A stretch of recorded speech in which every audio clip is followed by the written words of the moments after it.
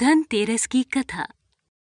एक दिन भगवान विष्णु मृत्युलोक में विचरण करने के लिए लक्ष्मी सहित भूमंडल पर आए।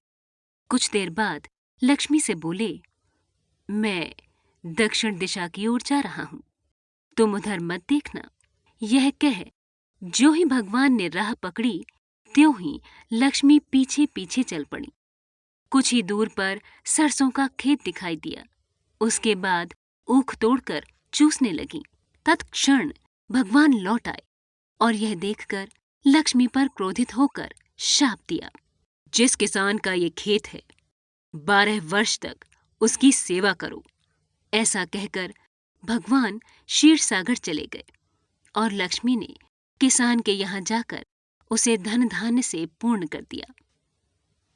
तत्पश्चात 12 वर्ष के बाद लक्ष्मी जी जाने के लिए तैयार हुई, किंतु किसान ने रोक लिया। भगवान जब किसान के यहाँ लक्ष्मी को बुलाने आए तो किसान ने लक्ष्मी जी को जाने नहीं दिया।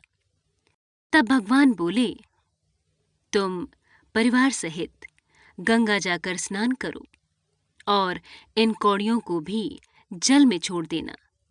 जब तक तुम नहीं लौटोगे तब तक मैं नहीं जाऊंगा। किसान ने ऐसा ही किया।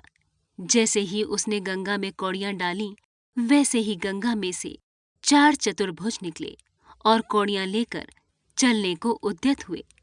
जब किसान ने ऐसा आश्चर्य देखा तो गंगा जी से पूछा, ये 4 भुजाएं किसकी थीं?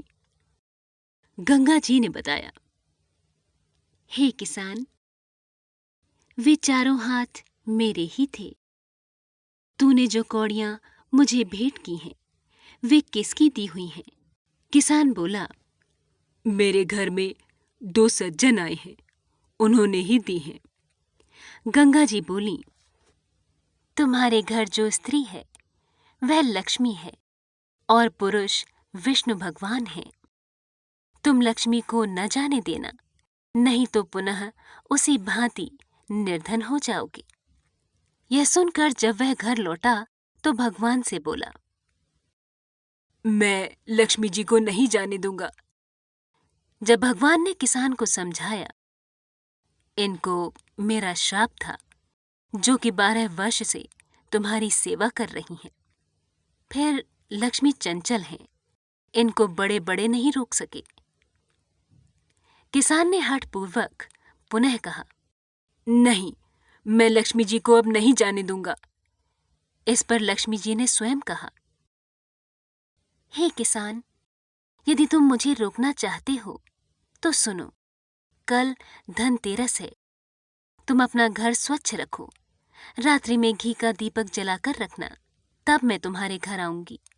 उस समय तुम मेरी पूजा करना, किंतु मैं तुम्हें दिखाई नहीं दूंगी। किसान ने कहा, ठीक है, मैं ऐसा ही करूंगा। इतना कहा और सुन लेने के बाद लक्ष्मी जी 10 दिशाओं में फैल गईं। भगवान देखते ही रह गए। दूसरे दिन किसान ने लक्ष्मी जी के कथनानुसार पूजन किया। उसका घर धन धान्य से पूर्ण हो गया। इसी भांति हर वर्ष धनतेरस के दिन लक्ष्मी जी की पूजा करने लगा। उस किसान को ऐसा करते देखकर कितने ही लोगों ने पूजा करना आरंभ कर दिया।